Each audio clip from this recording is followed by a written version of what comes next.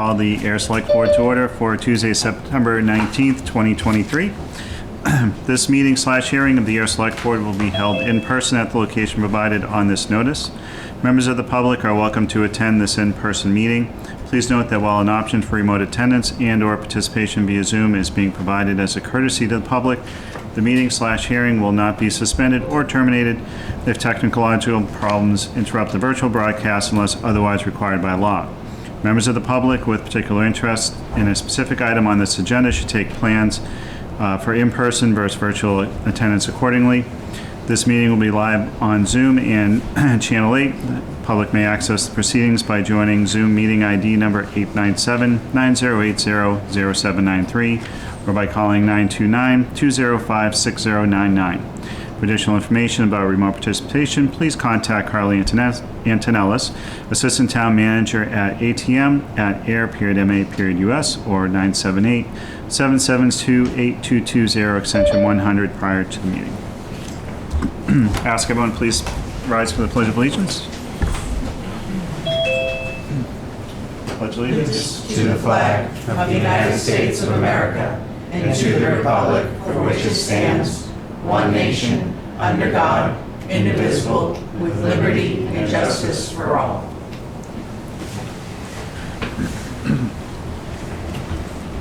All right. I know we have two proposed amendments to the agenda for this evening. Mr. Chairman, I propose to amend the agenda under Chief Gill's item to add law enforcement through restorative justice, which is a brief presentation by the chief. And I just want to point out under my report number 2 under appointments, I do have one appointment this evening for a candidate for the Rate Review Committee. It was inadvertently left out of the packet. I know it was sent to the board just the other day. So when we get to that, there is an appointment. Okay. Thank you. Any other adjustments to the agenda? I have none. I have none. I don't have any myself. I'll make a motion that the board approve the amended agenda for tonight's meeting. Seconded. All those in favor? Aye. And the chair says aye. The agenda is approved. No announcements this evening. We do want to ask everyone to, those in attendance, please join me in a moment of silence in remembrance of retired Fire Chief Paul B. Philibron Sr. Chief Philibron retired from the Air Fire Department on September 1st, 2006 after 44 years of dedicated service to the town of Ayer. Our thoughts are with the Philibron family during this difficult time.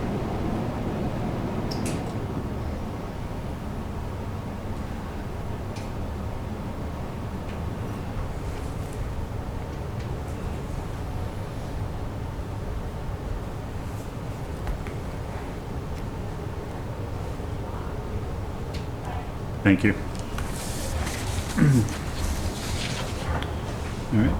All right.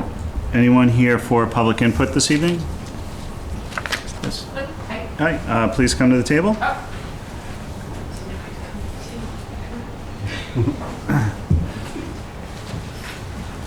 Good evening. I'm Amy McCoy. I won't be long. I just wanted to give you all a thank you for in April you wrote a letter to Mass Development about the car racing noise and let's talk about a different use of the runways at the closed Moore Army Airfield. I am very much appreciative of that. I am across from the hospital with our windows and doors closed and fans going. We can hear brakes and tires and squealing, and so we're happy to have that addressed. I think it's been a long time. We've brought it up to several people I know, neighbors and others who've brought it up. So that was my thank you note to you all. I did have someone who called me who saw the newspaper article. I don't know if you saw there was a newspaper article. Yes, I did see that. And she wanted to alert me to the fact that sometimes autocross racers will fill up their tanks with leaded fuel before they come to their autocross events. Because it gives them an octane boost, a speed boost. Out of my knowledge, I'm not sure, but I did think that was something that the town of Ayer should probably bring up with Mass Development when they do finally come to the table to discuss the topic further. Quick question. Are you able to get lead and gas anywhere? Yeah, I was just gonna say, I where? was going to give you this. So there's, Sunoco does sell race fuel. I found one dealer in Massachusetts. It does Okay. seem to be, I'll leave this for you. Yeah. Just in case. It might be in containers. I also think that people can add tetraethyl There is lead additive that you can do Yeah. for Some people classic can do- cars. Yep. So, and I think that would be a similar thing that some people are using that lead additive that they would do with classic cars Okay. for a similar thing. But I Thank you. think that probably information needs to be investigated. Thank you. also. And we are still working to coordinate schedules to get Mass Development here for that conversation. Okay. I will reach out to them again this week to make sure, see if we can get them on the Okay. agenda for October. Okay, that sounds great. Excellent. That sounds great. I will leave that just because it was interesting. Everyone learned something new, and I thank you all very much. Appreciate it. Thank you. Anyone else for public input this evening?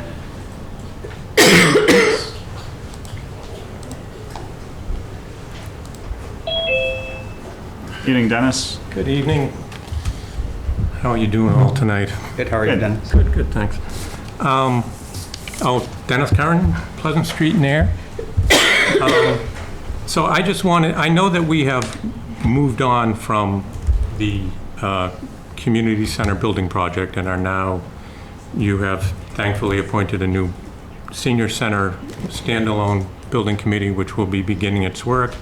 And hopefully that will lead to a good resolution of what is an urgent need for the community.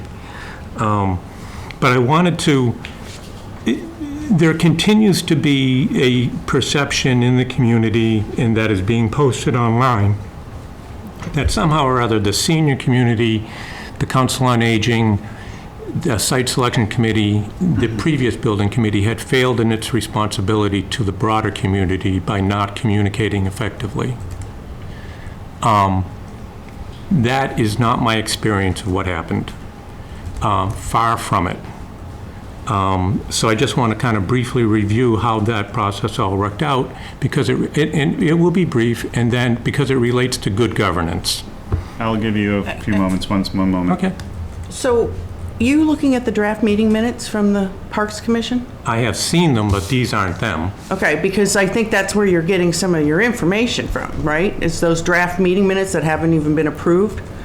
So what I'm saying is, wouldn't that be something to even talk to the Parks Commission about? Because that's something that they were discussing? Yep. Yes, it is something you can talk to Parks about, but he also has the right to talk about it here at Yeah. public input. So- And the information that I have is in direct personal conversations and that were been held in public meeting. I am not disclosing any kind of confidential information that I am alone and privy to.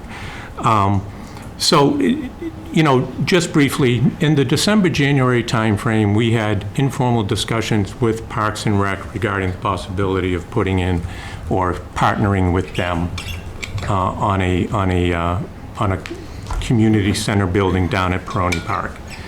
In that timeframe, they seemed favorably disposed. Conversations continued. They resulted in a resolution on February 15th. The Park Commission voted 4-0 to move forward. They had some conditions. It had to include a full-size gym. Replacement storage would have to be made available if any were used up, and the timeline could not interrupt any of the current plans at Sandy Pond. None of those conditions were considered an impediment. We all moved on happily.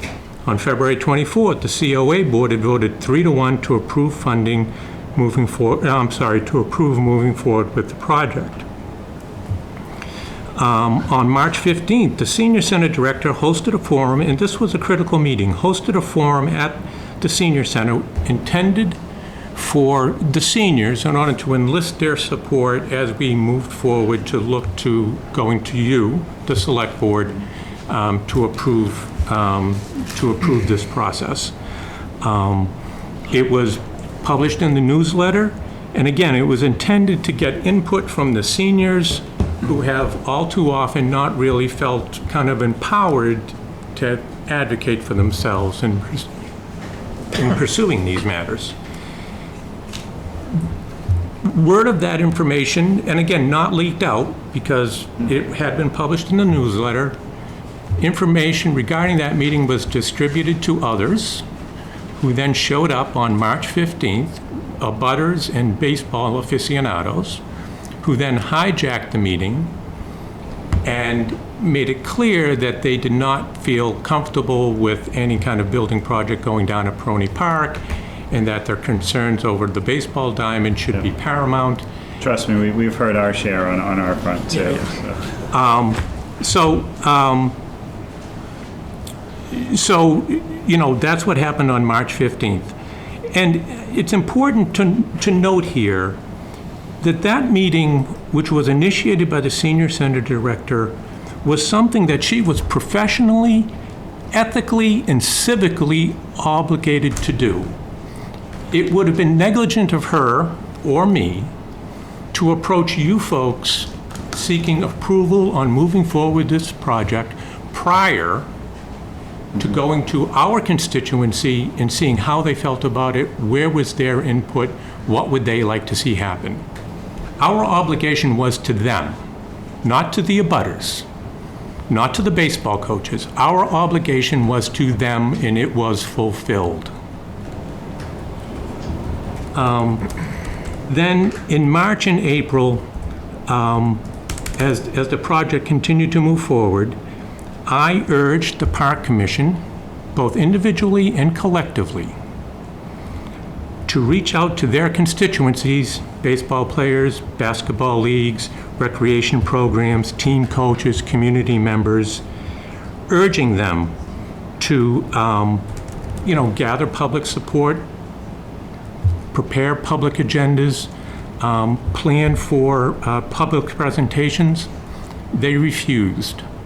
Let me reiterate, the Park Commission refused to publicly support the project that they had voted for. Starting in April, the Park Commission then started to say that the community center was, quote, not their project. And that exists in their meeting minutes for both April and May. It is not their project. They reiterated that stance in May and the months following. Now, frankly, it is difficult for me to believe that there is any Parks and Recreation project over the last 20 years that could be seen as more important or more transformative in meeting the recreational needs of the community that they claim to serve than the community center project. Yet it was not their project. And again, I will ask them the question as well. It's beyond me how that could not be their project. So we began with them prioritizing getting a full-size gym because the recreation department has, for the last 15 years, been seeking one. It's been part of their capital plan. That's where it began. It ended with, it's okay not to do that because we're afraid of interfering with other priorities. It began with, we could serve far more residents and meet the recreational needs of many more people with a full-size gym that would be available year-round than we can with a baseball diamond, which is rarely used at Field 6. That's how it began. Mm-hmm. It ended with, Field 6 cannot be touched under any circumstances for any purpose. I asked for, well, how often are you using Field 6? And we can crunch the numbers.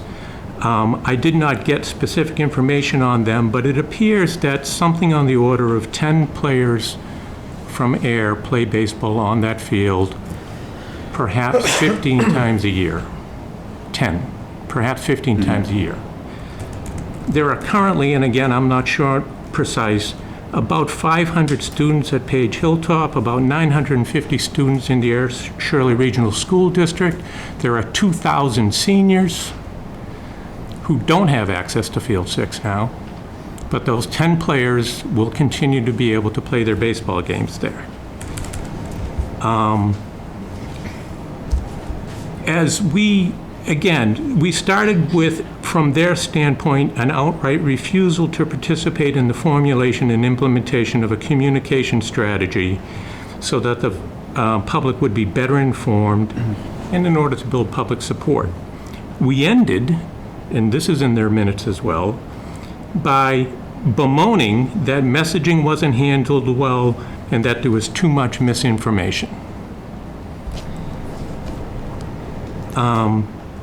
So, which brings me to my larger point. That is, it became clear to me, and again, I don't know, it's a highly detailed issue, but where the line between the mandate for the Parks Commission to oversee a physical space and the mandate for the Recreation Department to presumably increase the quantity and quality of recreational opportunities seem to be in conflict, or where those lines are, I'm unclear about. And so I was trying to sort out, well, what should the Parks Commission be advocating for, or where should they be kind of, throwing public information and public support towards? I looked in the town bylaws. There is no mention that I found in the town bylaws of the Parks Commission. As I understand it, there is no town charter. No. The Articles of Incorporation, I don't think, mention the Parks Commission, and again, I may be wrong about that, don't quote me, but so, and I'm assuming that somewhere there is something that says the Park Commission has authority to do X.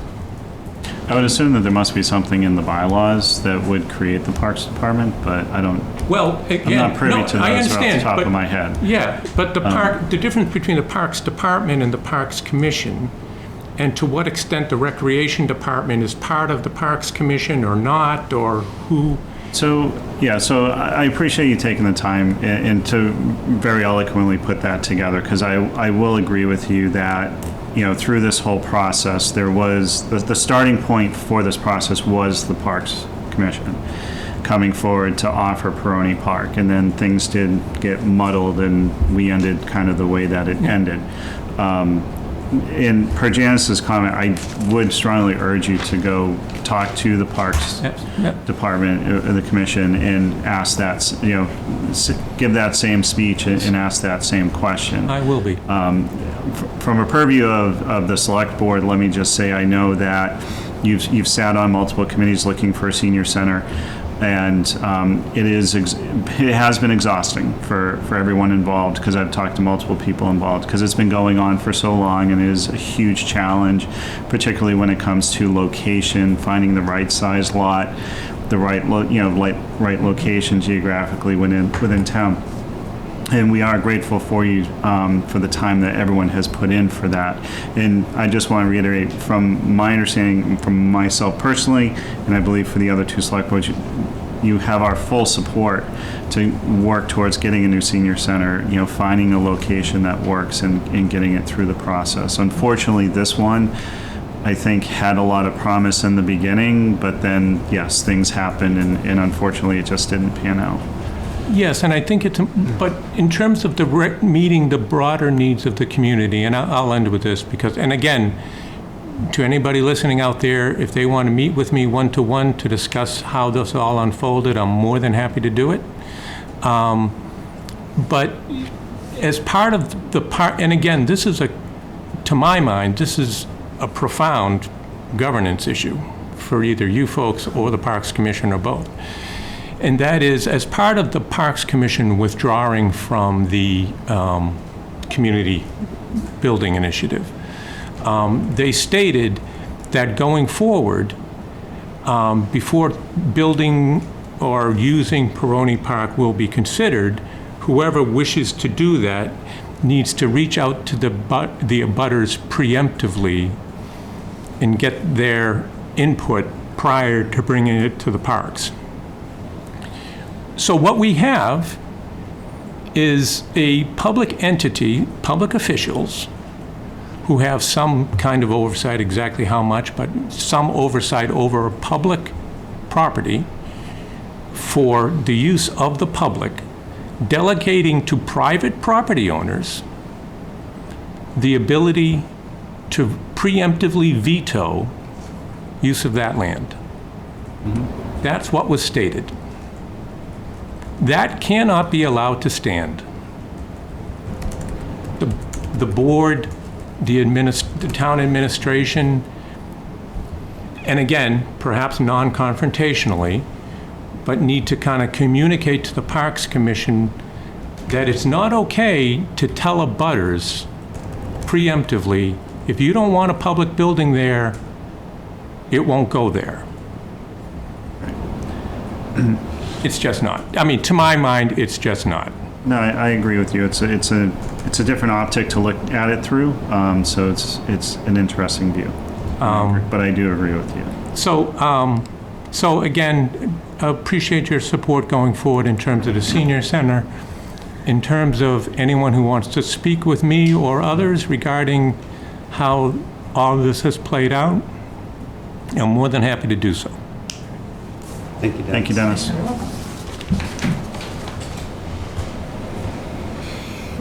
Anyone else for public input this evening?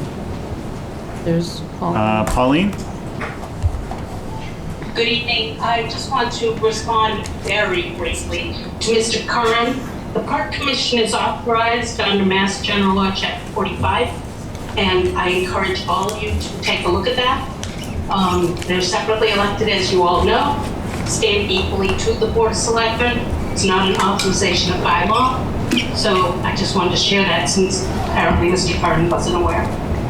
Thank you, Pauline. Appreciate it. Anyone else for public input? Yes. More commentary. It is kind of difficult with the AC, and there was some whispering going on in the back, to hear you in the back. Okay, sorry. Especially, like, I missed a fair amount of your wonderful talk in the beginning, so unfortunately I only got part of it, and that's why I moved up here. I don't know if you have a speaker system or anything. We are looking to address the acoustics in this room. We know that it is a challenge given the age of the building. Yes, and I come from a family of people who yell to communicate, even though we had intercoms in our house. So I guess I just talk loud. But Intercoms are for the weak. Thank you.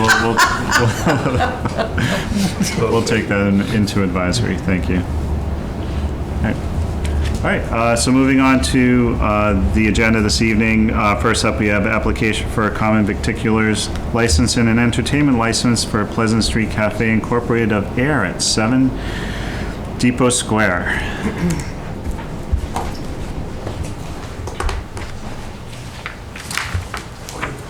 Good. Good, how you doing? So, Mr. Chair, after you've seen Frank before, we're waiting the ABCC. That's our last piece in this whole licensing puzzle.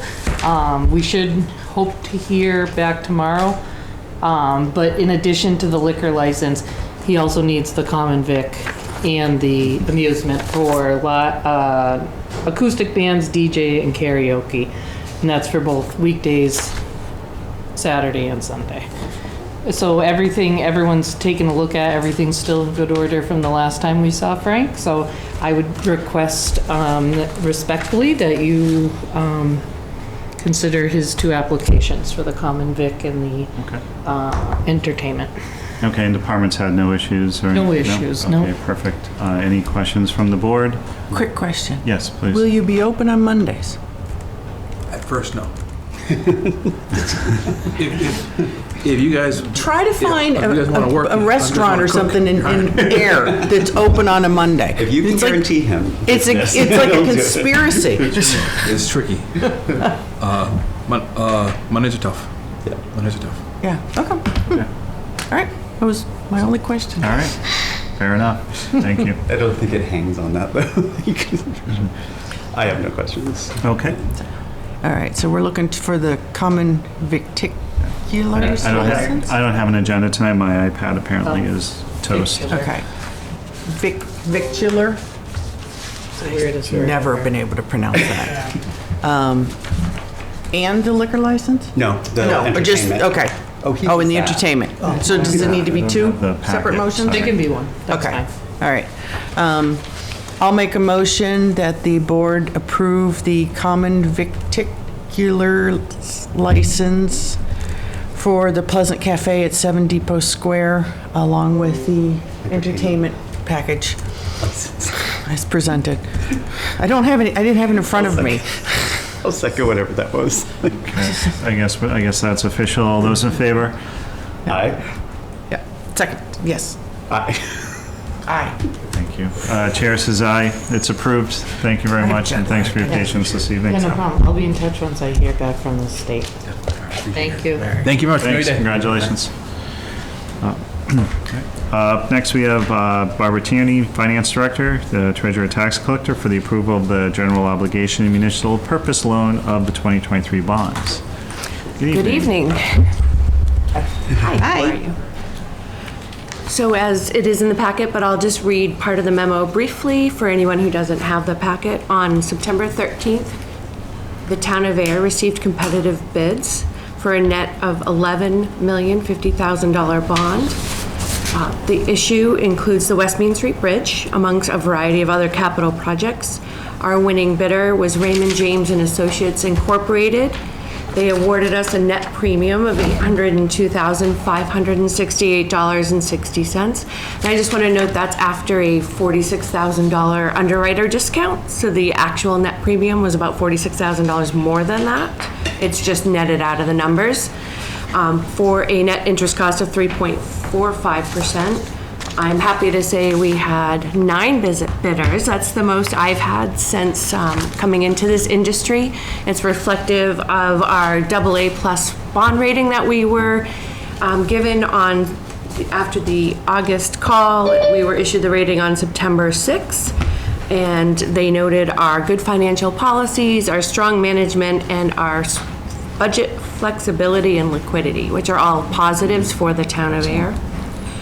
So that being said, the next step is for the select board to make a motion to approve the bond issue sale of the $11,050,000. I did make a suggestion in the memo for the vote, which is reflective of what they suggest to read in the actual vote that will be signed. Does anybody have any questions? Nope. I don't have any questions, Janice? I have no questions. Fairly straightforward. Thank you. So I'll move that the select board vote to approve the sale of $11,050,000 general obligation municipal purpose loan of 2023 bonds of the town dated October 11th, 2023 to Raymond James and Associates Incorporated at the price of $11,852,568.60 and accrued interest, if any, is hereby approved and confirmed. The enclosed vote will be signed by the clerk and incorporated into the meeting minutes as presented in this meeting. Seconded? All those in favor? Aye. Aye. And chair says aye. It's So approved. here I have all the signature pages. Green is just for the clerk, red is indicative of all the board members need to sign on those pages. Take care of this after. Doesn't he Yeah, have to please. read that whole thing? Nope, we can just read that and just say as presented in the meeting, as long as we included it in the packet, which we did. Would you like to read it? No. It's like the rite of passage for the clerk. We haven't had to do that for you. I don't think your we've had to do that discretion. since my first year on the board. 2 years or so. Never remember. Yeah, it's been a few years. We're good? All right, excellent. Thank Thank you you. very much. Thank you. And up next, Alicia Hersey, Program Manager for Community Development. Hi, good evening. Good evening, Alicia. How are you today? Hi. Good, good. I have a few things in front of you today. They're pretty straightforward, but the first one is, oh wait, I need to be able to read it. So we're thinking about going for a CDBG grant, which will be submitted usually about March 1st, but we have to start preparing for it now. And at this point, we're looking at just doing the housing rehab. We haven't done that since 2018. And so we did have a COVID grant from CDBG in 2020, but we haven't gone for a grant for a while now. We've been busy with some other projects, including rental assistance and things like that. So, but we do have a wait list for housing rehab, and I would like to get that back going. So, but I would need your approval for that to start the process. If you don't mind me asking, how big is the wait list? Just curiosity. You know what, that's probably about 10 people right now. and some of them have been on it. Most of them have been on it 5 years. Oh, wow. I Okay. have a couple of units which will go into the next thing that we're talking about. I have one person in particular who has a two-family but can't rent the other part because there needs to be some work done. And so that would actually free up a unit, and we're having such a housing crisis right now. I'm very interested in getting some of this done. But it didn't quite qualify under our guidelines for emergency. And one of the next steps I'll be taking is reviewing the guidelines, bringing them to you, and making sure that you still feel that the guidelines that we have for the program are appropriate. And we'll be doing public hearings and things like that. Right now, I have the public hearing scheduled for November 2nd. That might change, but right now, that's where we're scheduled. So. Okay, thank you. Is it a set amount for the grant? Or does it vary? So, we can go up to, $1 million.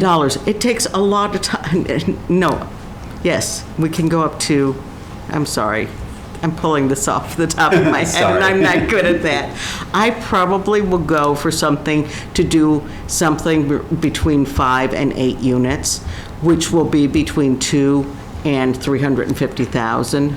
So that, I need to gauge that when I talk to the community, go back through my wait list, see who's still there, and I'll put out requests for more people. So I'll ask people to apply if they need it. So this is why we do it so much in advance, because I need to start doing all the processes to get the wait list up to date, to get all the information that we need for the application. Thank you. Okay. Any questions? I have no questions. Okay. So I'll make a motion that the select board approve the Ayer Office of Community Development pursuit of CDBG grant for the Ayer Housing Rehabilitation Program. Seconded. All those in favor? Aye. And the chair says aye. Thank you. So the next one is, we have, I won't get too deep into it. If you want to know how we come up with program income, it comes from this program. If for some reason somebody sells a house that was rehabbed through this program prior to the mortgage being finished on it, then we get some program income back. And we currently have program income of $48,816. Now, you have, in the past, approved us to use it for emergency, some of the funds for emergency rehab. And in 2021, we put a roof on someone's house. And emergency means the roof is currently leaking. The furnace is not working. It's not, I think it's going to break. It's truly an emergency. And that might come forward when we start looking for more people for the wait list too, when we put out there that there are emergencies. And in the wintertime, we do get emergencies, frozen pipes, roofs leaking, and that sort of thing. So, but we only have it qualified for emergency use. And thinking that I would like to, we have 48,000, we can only spend 35,000 per housing unit. So with that in consideration, I thought we could possibly get moving forward on that wait list by opening that money up. I do try and keep $10,000 or $15,000 aside for emergency, but I can come to you, that I just try and manage that as best I can.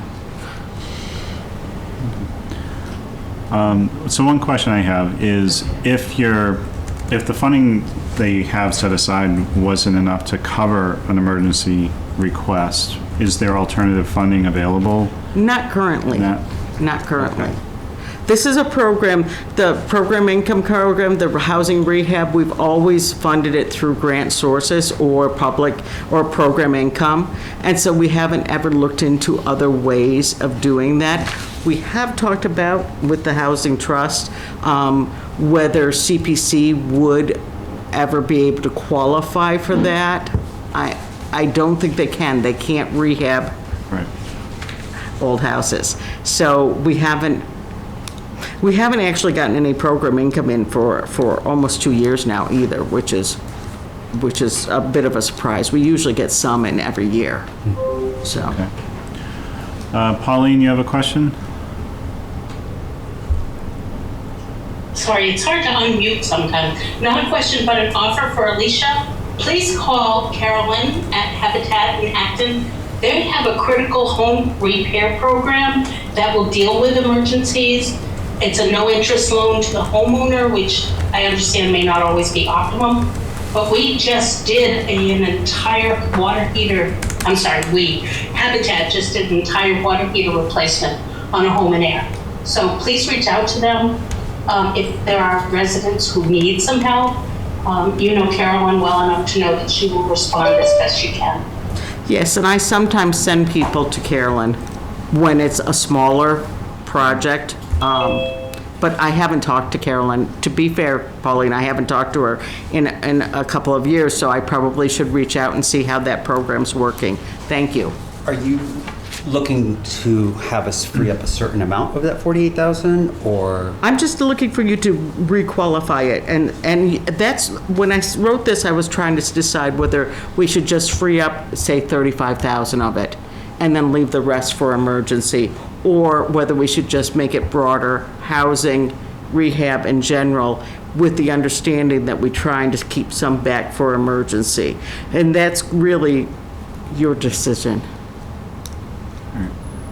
I would defer to your thoughts on that one. Well, So I guess to rephrase the question, what would you feel comfortable with an amount to remain as emergency, and then you want us to authorize freeing up or recertifying everything else?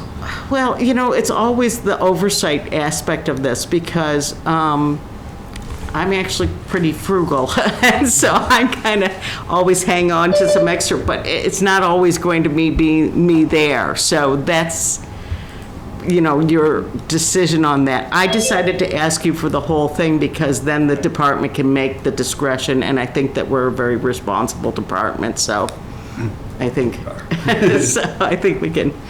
Excellent answer. Thank you. Any other questions? Questions, no. All right, I don't have any other questions.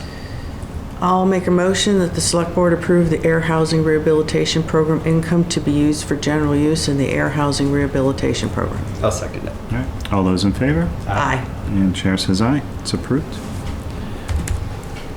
So the third one is with our 40B NOAA out on 65 Fitchburg Road. We have touched on this issue before. They are now going towards their final approvals, which will put them able to go for funding through tax credit programs and things like that. One of the requirements in that program is that they have an appraisal, a state appraisal for the property. That appraisal was done in 2019. For a number of reasons, it was felt that it came in low, but it does affect, unless the state waives that appraisal requirement, it does affect whether they are able to get certain tax credits, which is what they use to subsidize their units. So, and we're talking about 30% AMI, state, federal voucher, 40, Section 8 vouchers. And so this is really important for them for their funding.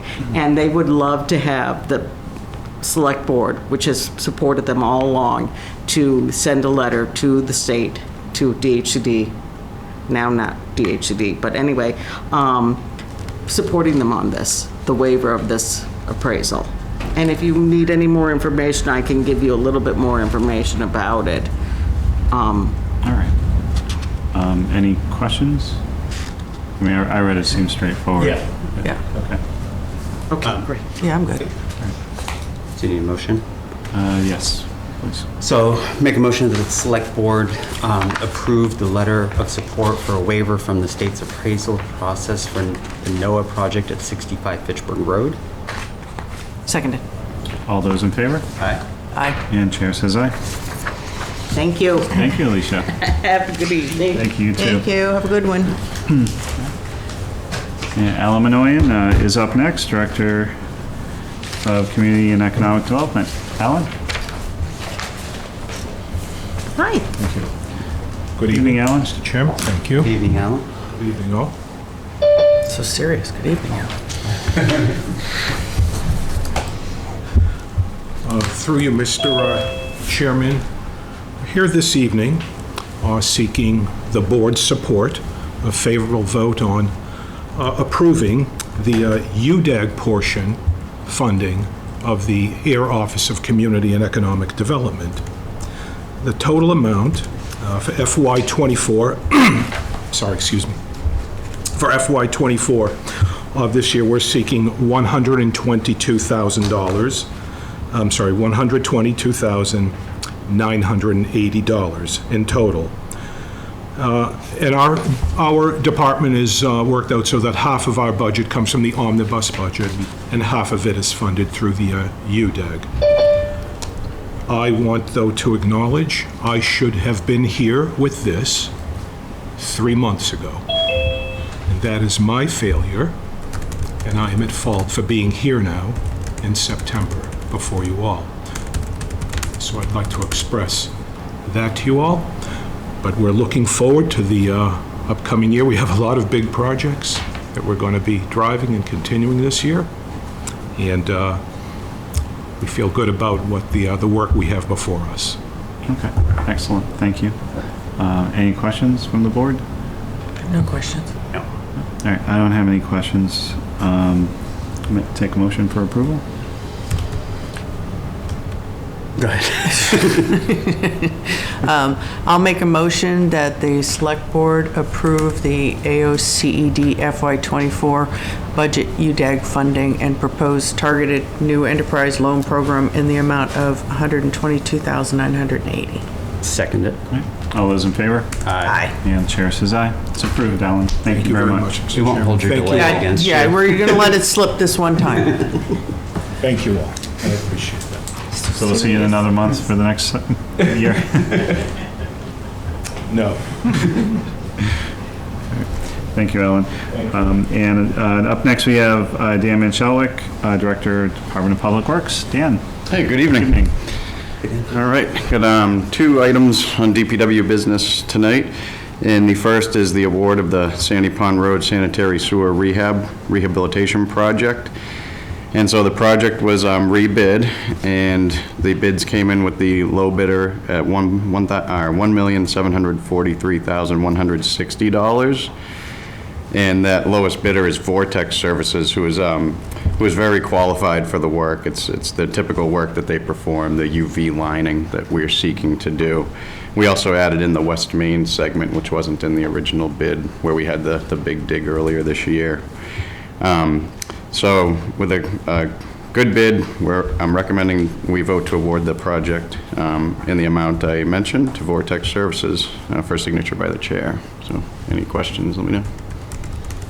None. Questions? No. All right. So I'll make a motion that the board approve the award of the Sandy Pond Sanitary Sewer Rehabilitation Project to Vortex Services in the amount of $1,743,160.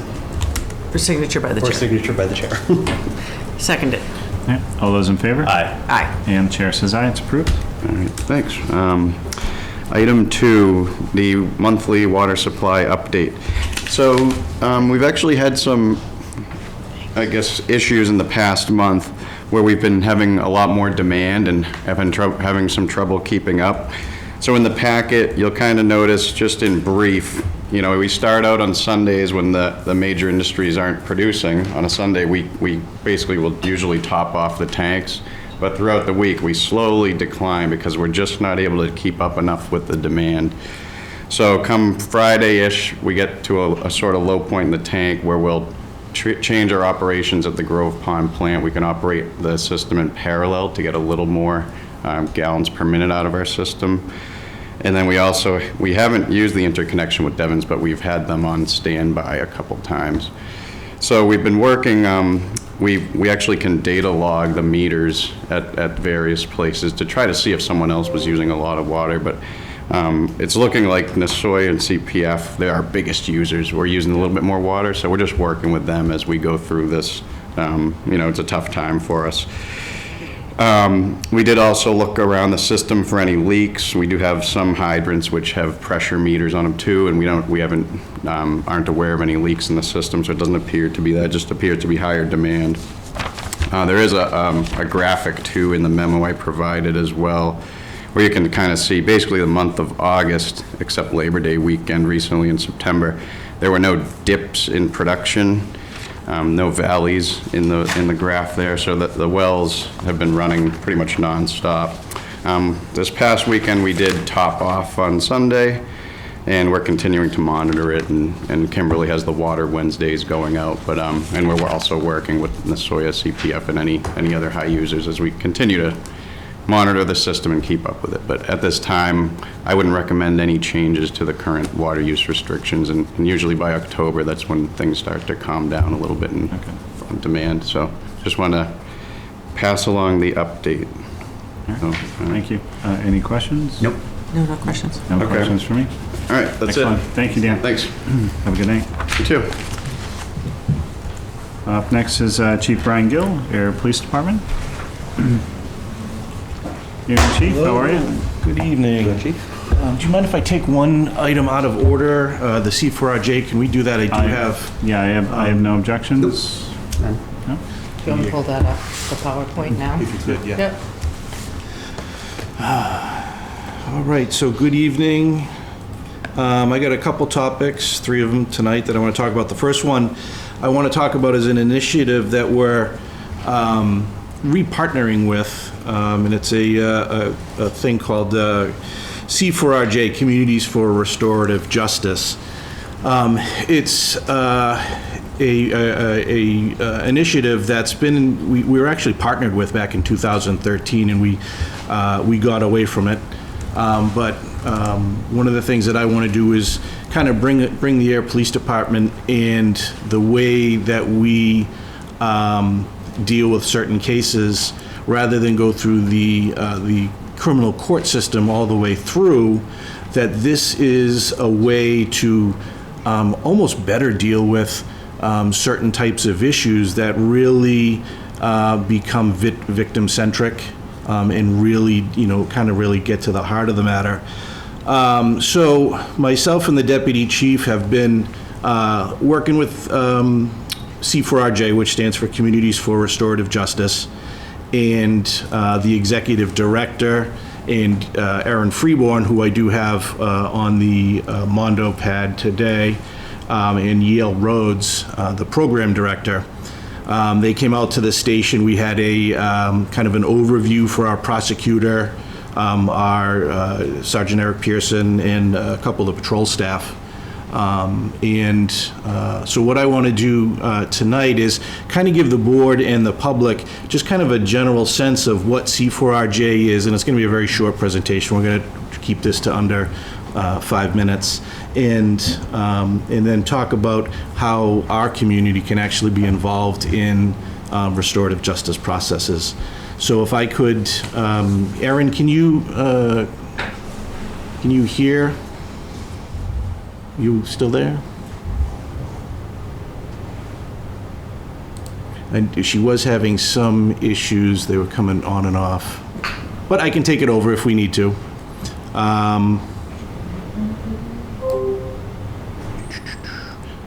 Yep, looks like... Hi, Chief. Are you able to hear me? Oh, I can. There you are.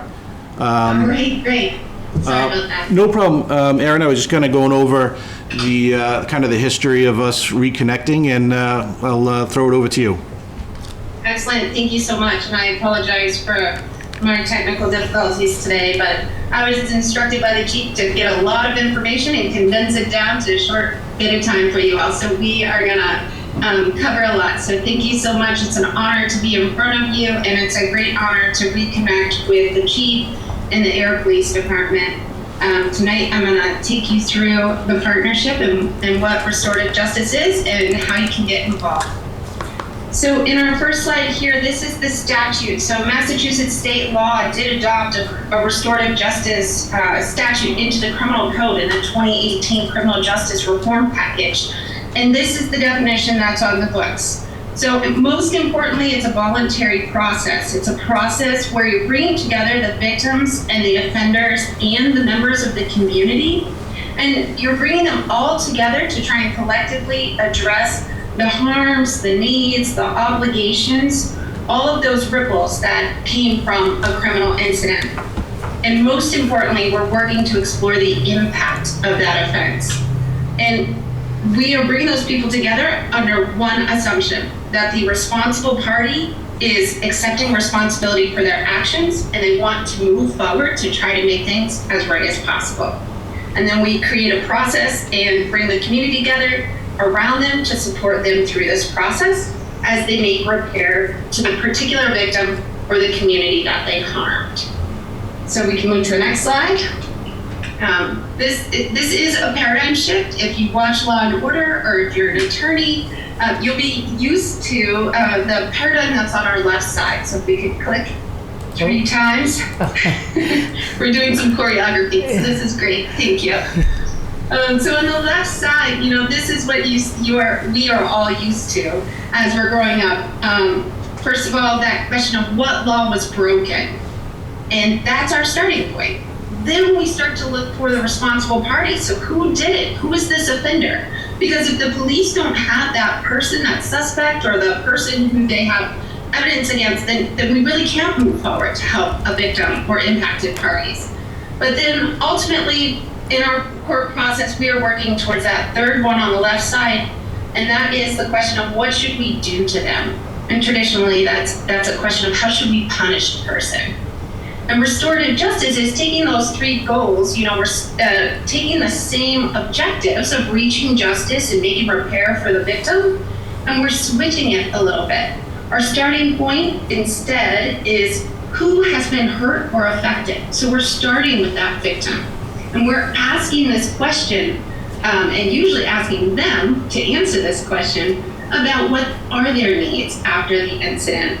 And then we move on to address the person who is obliged to meet those needs. So it's really just taking our traditional approach to making repair and finding justice, and we're just switching it a little bit to start with the victim's voice and really asking that person or people what they need and what they want to feel more whole and more safe again. Okay, next slide, please. Thank you. You'll see here a couple of principles and goals of restorative justice. Since these materials are in your packet tonight, I'm going to just focus on 2. The second one, you'll see that it's so important that we are working to hold an inclusive and a collaborative process that puts key decisions into the hands of those most affected by a crime. And we're working with them and asking them what they need to feel safe again, want to feel whole again, and then we're working to try and make things as right as possible. And then the last bullet I'll also highlight for you. This process and these principles ultimately are more impactful on the individuals who go through this process of introspection, reflection, and making amends. And so therefore, at the end of the day, this process does reduce the likelihood of future offenses. CPRJ did a recidivism study back a number of years ago, and we found that our recidivism rate is only 16%. And if you compare that to any study you can find about the criminal legal system, it is sometimes 2-3 times that number. So this is a more impactful process, and also satisfaction rates from all of the parties after they've gone through this process is often around the 97% range. So that means that they are having increased feelings of public safety and that they feel like they've been made whole again. Next slide.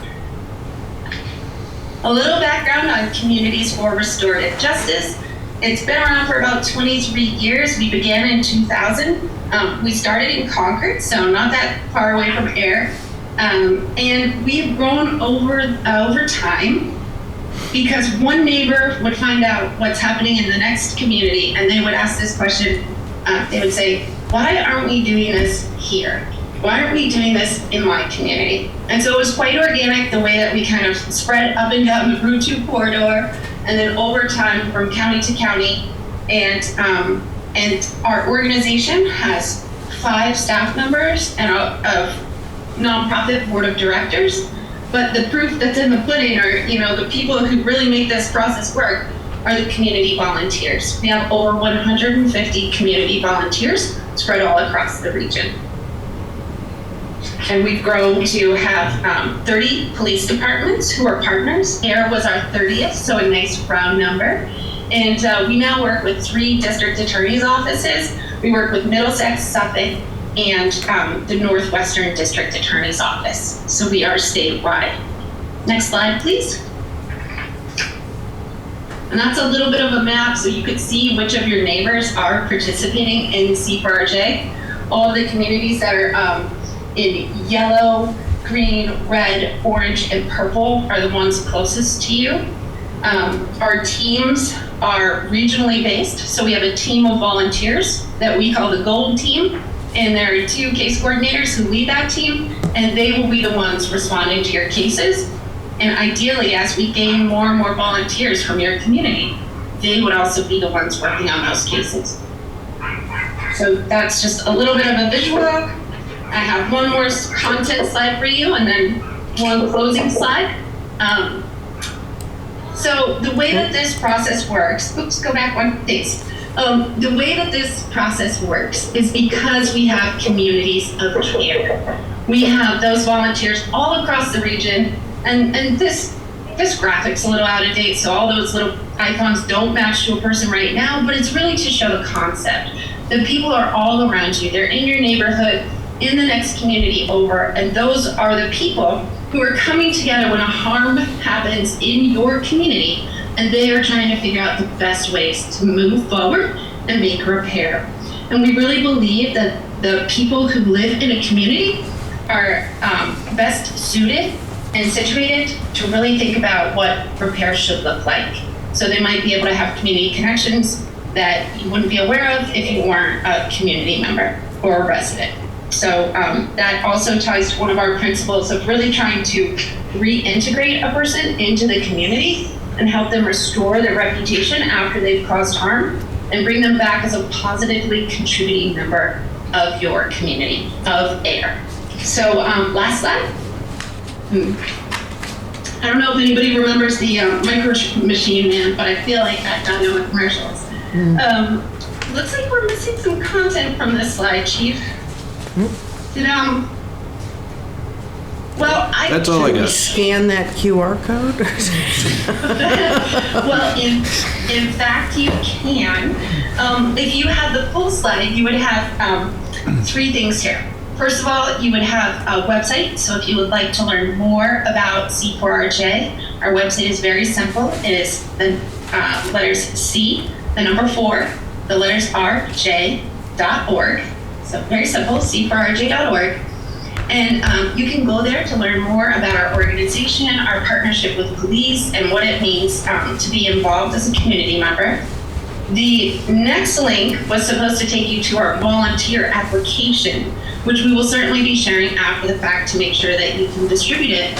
Because if people are interested in participating in this program, now is perfect timing because we're interviewing and recruiting volunteers for a training that's happening November 4th and 5th.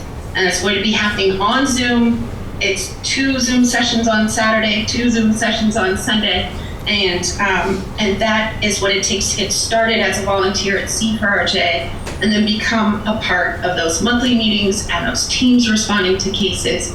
And ultimately, this third thing, I'm glad the QR code stayed because if you scan that QR code, it will also take you to the volunteer application.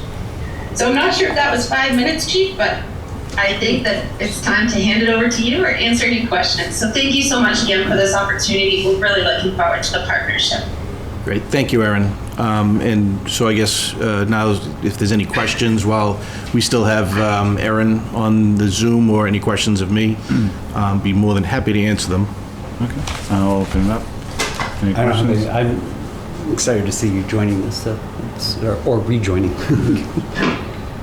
I think that this is a great idea. There's a lot of potential. Especially, I would think, in my head, I'm thinking, the younger folks would benefit the best because then, maybe they're kind of taught, like, this is, here's the effect, that cause and effect. That's in my head what I'm thinking. And that's one of the things that immediately came to our head was, first-time offenders, young first-time offenders. But it's, and we think that it'll be used a lot for there, but in the trainings that we had with Aaron, with our department, was that there are multiple ones, and they could come from referrals from the district attorney's office as well, that they may say, we may get a better outcome, and they may, at that, even though we sent it up criminally, they may also bring it down to say, hey, this is going to be a better service to the community and to the victim and to everybody involved. So but we definitely realize that that the young first-time offenders, that this would be a huge outlet for them. Excellent. Yes, question. Actually, a couple. So one, when you said that it was a voluntary program, I'm assuming that both the victim and perpetrator, should they be caught, I don't know if perpetrator is the right word. You're gonna have to excuse my vocabulary, but both have to agree in order to go through the program, right? Should one not, then this is not an appropriate program to be used, correct? That's correct, yeah. So it's going to be a voluntary endeavor on all fronts. Okay. And then is there any sort of, I guess, benefit for, and I'm going to use the word perpetrator, but I really don't know if that's the right word, is like, do you have is there any sort of benefit for them going through the program, right? Like, do you get what I'm trying to say? Like, instead of just, do you not, at the end of the program, is this erased off your record or reduction or something like that? Like, what's the incentive for someone actually going through this program, like agreeing to do it? So, that's a really great question. So one of the, one of the things that would happen is that this would not be something that goes on their record. Okay. In most situations. Are there any situations, Aaron, that this would be diverted after arraignment? It can happen. It certainly can, and that's the nice thing about having the partnership with the DA's office. If the case isn't appropriate to refer at an early stage with a direct police referral, then in conversation and partnership with the DA's office, we're still able to sometimes work on those harms from the community. And in that case, many of the cases, they still try to catch on pre-arraignment, so the person does not receive a criminal record. And oftentimes for cases that are arraigned and go through this process, they're still able to have the case no pros even, so that it does not remain on their record. So the incentive is that people are engaging in this process to wholeheartedly participate, accept responsibility, and make repair. Yeah. Rather than fighting the case in court. Yeah. And I guess if someone was to drop out of the process midway, right, is there a way to sort of, I guess, revert back to the original? There is it wouldn't be, it wouldn't be dropped right away. We'd try to get them reintegrated back into the program, but if there's a situation where it just isn't working, it does revert back into the criminal process stream. And is there certain offenses that are just outright ineligible to go through this program? I guess the answer is violent or sexual nature. Yeah, I mean, there would be, in those things would be up to the district attorney's office, for that. What our hope is, by joining with C4RJ at our level, rather than just being associated at the district attorney's office, is we can make the direct referral for to C4RJ, and our officers would bring it to our court prosecutor. Okay, so you would have you actually are looking at the cases and we think this is a good one to go into this program. Correct. Okay. Yeah. And then in the same as it goes up, if we feel that that's the case and the district attorney disagrees and they say, no, that's going to continue, with us, then, that's where it's going to be. Okay. So there's a lot of conversations that happen to get it to that level, because it really is a group effort to have this process be successful. No, this looks like a very exciting program. Excellent. Any other questions? All right. None. Thank you, Chief. Aaron, thank you very much. Thank you, Aaron. My pleasure. My pleasure. And Chief, I'll email you that updated slide and you can pass it on to the board. Sorry. Perfect, thank you. Thank you. Bye-bye, everyone. Good night. Good night. And just what we're going to be doing from this point is just making a social media outreach to just request volunteers to help be part of this process. And it's better to have the more people from this direct community involved in the process, the better off, because it's the community that has a massive stake in this. Excellent. Absolutely. All right. Thank you. All right. Okay, moving on with no further questions. Also in tonight's packet is two proposed amendments to two of our bylaws. The first one that I want to talk about tonight is Chapter 130, dogs. This, in working with Julie and with the town clerk on just some the fee structures, and Julie with the fines and some of the more nuances in the Mass General Law, we feel it's necessary to address these at this level. Do we have are they just looking at it on their board, or do you want to do it on the? I don't have the presentation. I can pull it up on the website. Sorry, because it's in their packet. Sorry, I didn't connect the dots. No, it's okay. I can just talk over it. Yeah, I can put it up. Just give me a sec.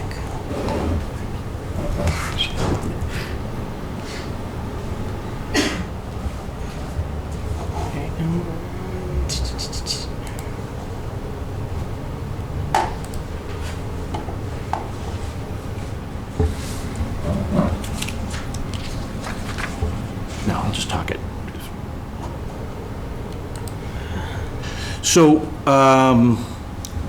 the substantial changes we want to make in this are, we wanted to add a comprehensive definition list. We had some very basic definitions, like this is the definition of a dog. I felt that it was kind of important to address the definitions as they are in the Mass General laws. So as you'll see in the updated, the proposed bylaw, that there is a pretty comprehensive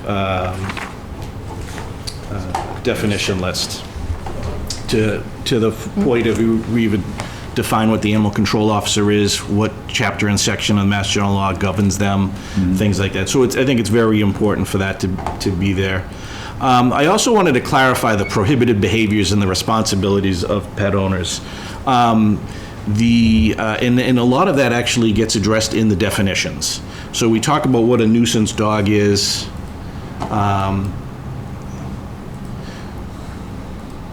So we talk about, thank you, Carly. So we talk about what a nuisance dog is, what a dangerous dog is, and what's a dog that's involved in a public disturbance. And those all come out of state law.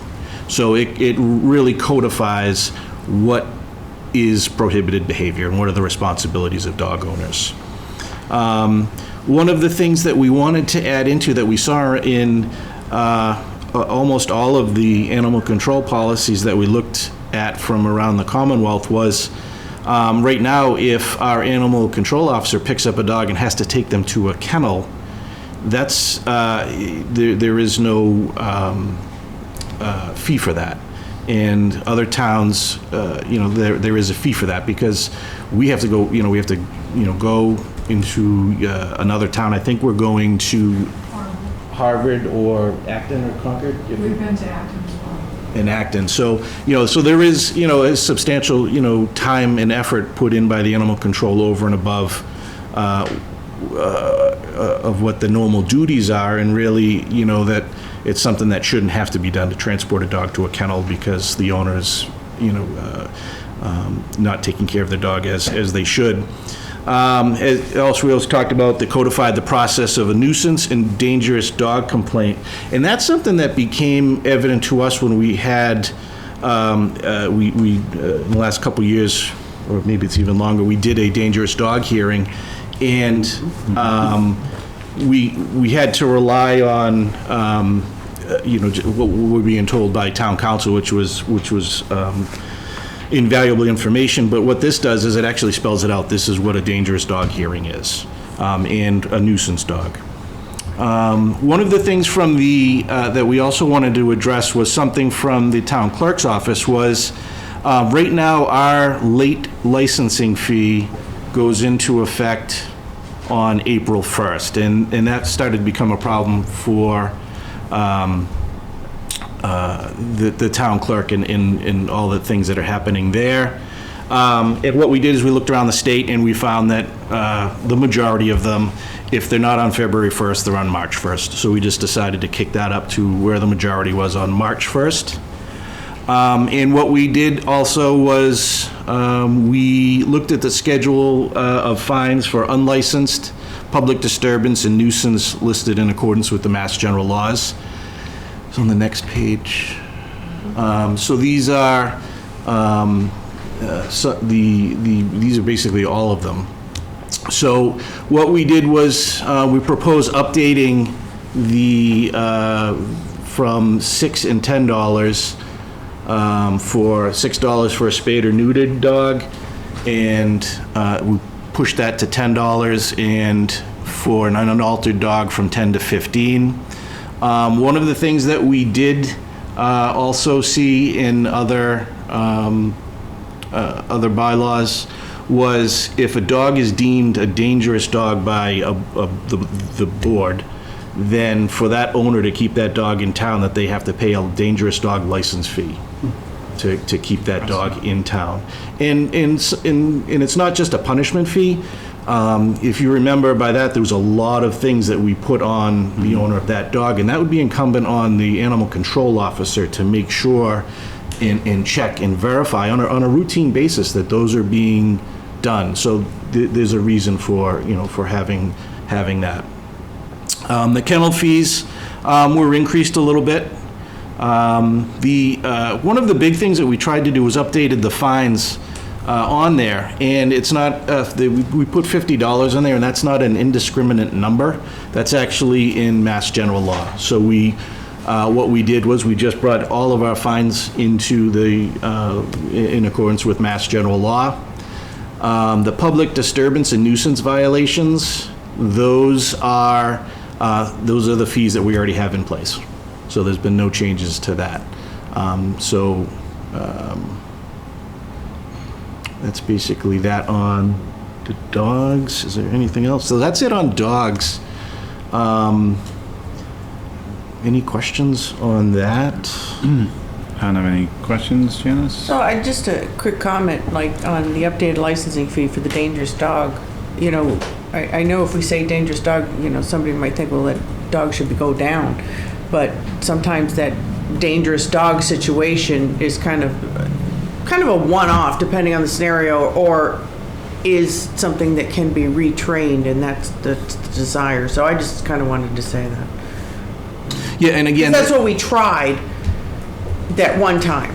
Right. Yeah. Yeah, and the board actually declared the dog, to be a dangerous dog, and that would be, just one of the things that would automatically happen if it was declared, whether there was another fine or not, or another instance put on. And in the dangerous dog hearing, portion of the new bylaw, if it's adopted, outlines all the things that this board can do.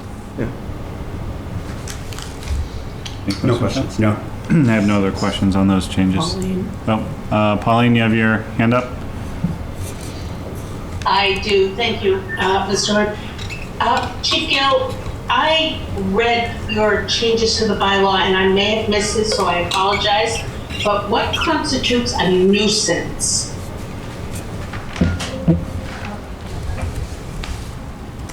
The nuisance dog is in the new definitions.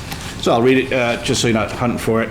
So a nuisance dog is a dog that, one, by excessive barking or other disturbance is a source of annoyance to a sick person residing in the vicinity, or two, by excessive barking causing damage or other interference, a reasonable person would find such behavior disruptive to one's quiet and peaceful enjoyment, or 3, has threatened or attacked livestock, a domestic animal, or person, but such threat or attack was not a grossly disproportionate reaction under all the circumstances.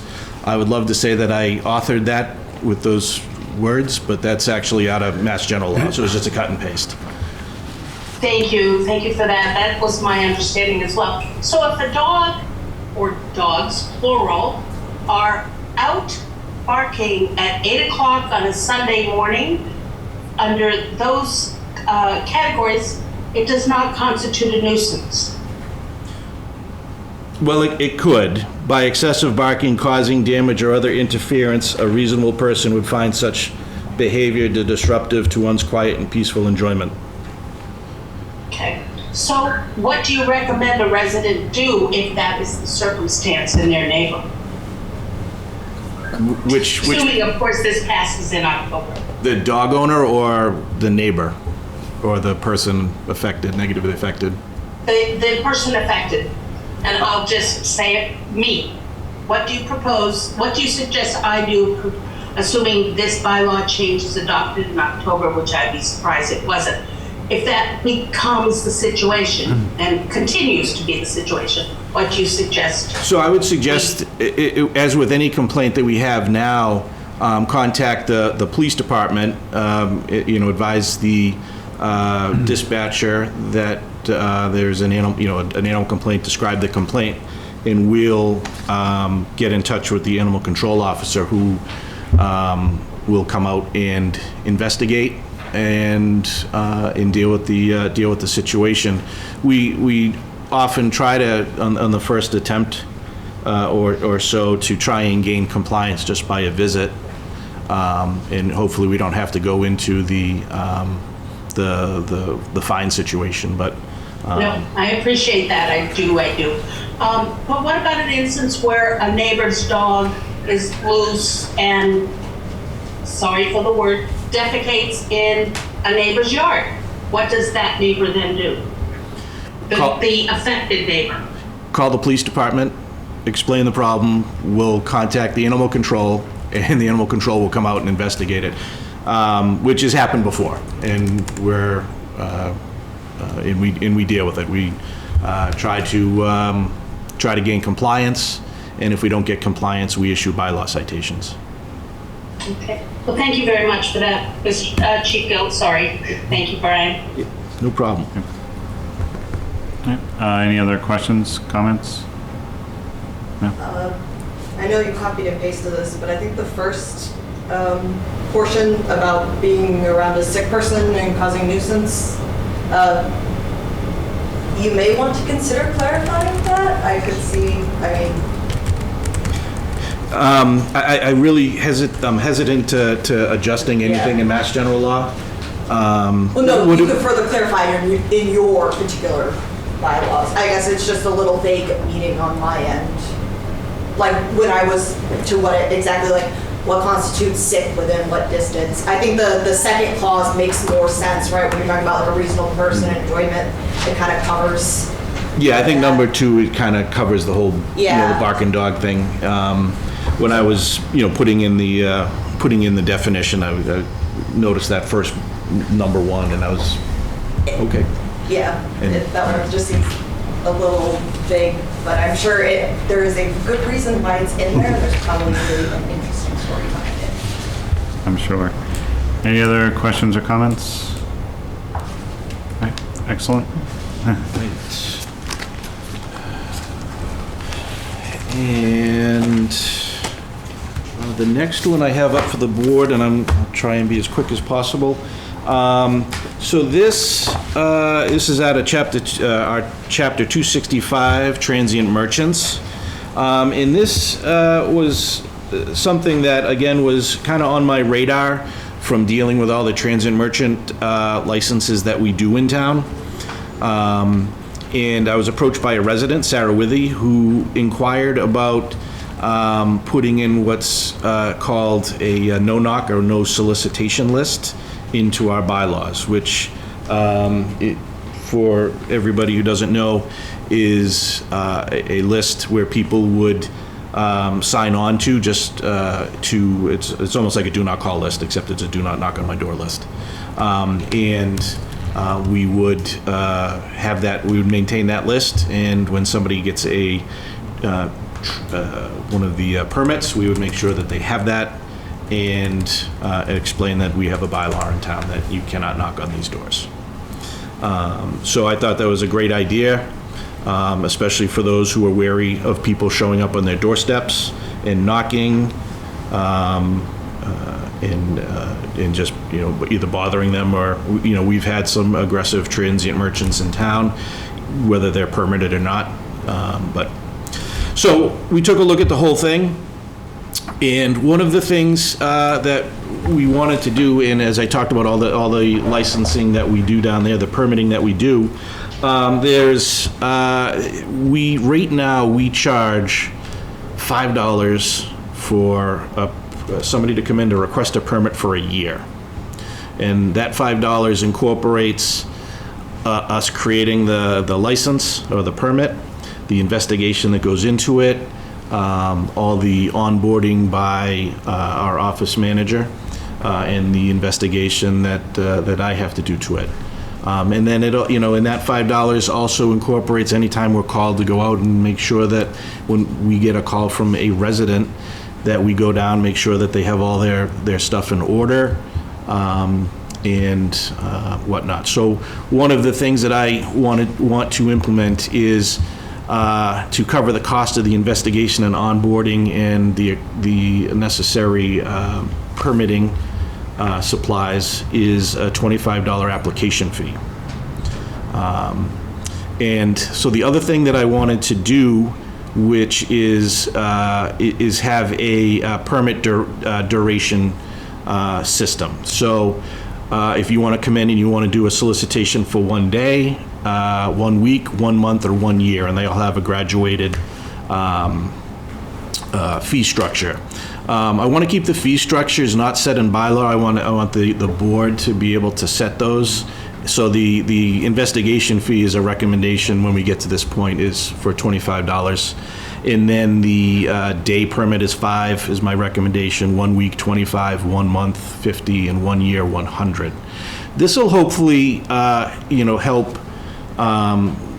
If somebody's here and they really only need to be here for a week, they really, if they come in and they're a legitimate business and they're all above board, they'll come in, do what they need to do, and move on, rather than have them just keep coming back for over the course of a year. Sometimes a business wants to be here for a year, and we're just going to now have that system in place that says that. And again, these fees also cover the cost of us going out and checking on them whenever we get the calls, any types of calls for disruptive permitting, permittees. It will cover all of that. And the one thing I want to talk about is any yearly permits that are obtained after January will be prorated. So if they come in March and they want the rest of the year permit, we'll figure out what the fee structure is there. There was the application investigative period. The language in there was very ambiguous and actually kind of crossed each other. It said that we had to wait at least 38 days before we approve a license, but in another section it said within 3 days we have to approve a license. So it was, so it's like on day 3 we have to do it. So we looked at it, and I just across the board just said 5 business days. It seemed to be kind of where everybody else in other communities were at. As we talked about, added language to include a no solicitation list, and we can figure out the mechanism of how to get names on that list. Chief, can I just ask you on that? Does the ones that are up here for exceptions, yes, would a no solicitation list apply to them, or are those exceptions? So the exceptions are for the bylaw itself. Okay. So they would no fees, and it's meant, that especially and the reason why I wanted to add the kids on there was the restricted to weekends. But those people would follow the no solicitation, correct? That's We can say, we can do anything we want with it. And if it's the board, if the board thinks that we should, if you're on a no solicitation list, that's for everybody, we can do that. Yeah. And, open to suggestions on the exceptions on, how we deal with that. And it was something that I was actually thinking about too, is, what does the exception list encompass? So right now, it's for the whole bylaw. Okay. So one of the other things we wanted to do, and this is really just to streamline the process, is for the ability for the chief to revoke permits for cause.